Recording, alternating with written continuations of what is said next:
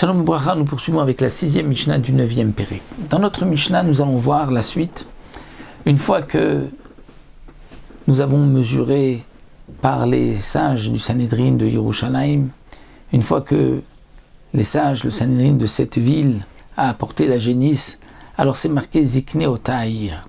Les sages de cette ville, Rochatzin et Yedehem Bamaim, devaient se laver les mains avec de l'eau, Bimkom Arifa Shelegla, à l'endroit où on a brisé la nuque de la génisse.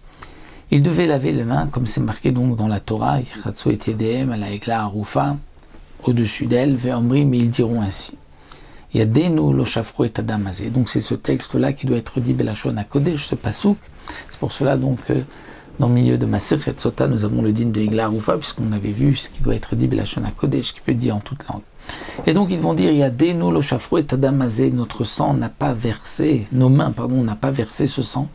Ve'nenu lo ra'u, et nos yeux n'ont pas vu. Ils vont, je ne sais pas si on peut dire, c'est de là l'expression se laver les mains, puisqu'ils se lavent les mains au-dessus de la Garoufa, ils vont dire nos mains n'ont pas versé ce sang-là, et nos yeux n'ont pas vu. Alors la Mishnah demande, Alta, pourquoi tu aurais pu penser un instant, chez Zikne Bedin Shofrim Dami, même que les sages du Bedin, ce sont des assassins, ils ont besoin de dire nos mains n'ont pas versé ce sang, nos yeux n'ont pas vu, et là, voici ce qu'ils veulent dire. C'est-à-dire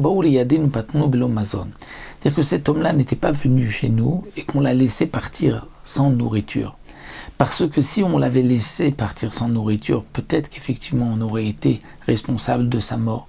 Il n'avait pas de quoi manger, donc c'est pour cela qu'il s'est attaqué à quelqu'un qui ensuite l'a tué. Ou bien vélo, c'est-à-dire vélo nous, on ne l'a pas vu, vinachnu, vélo levaya, on l'a laissé partir seul sans être accompagné. Parce que si on l'avait fait, c'est peut-être pour cela on aurait donc été responsable de sa mort. Pour cela que quelqu'un, les brigands l'ont vu tout seul, se sont dit de toute manière il est seul, personne ne sera là pour le défendre, et ils l'ont tué. Donc le Beddin va dire, nous n'avons pas versé son sang et nos yeux n'ont pas vu, c'est-à-dire nous ne l'avons pas laissé sans nourriture ou sans l'accompagner. Vers Kohanim Omrim, et les Kohanim vont dire, Kaper la Mecha Israël Asher Padita Hashem. Pardonne au peuple d'Israël que tu as racheté, Hachem, Valtiten Damnaki Bekriv Amecha Israël, ne laisse pas le sang innocent parmi le peuple d'Israël. La suite du passouk, c'est marqué Veni Kaper Lahem Adam, et ils seront pardonnés pour ce sang qui a été versé.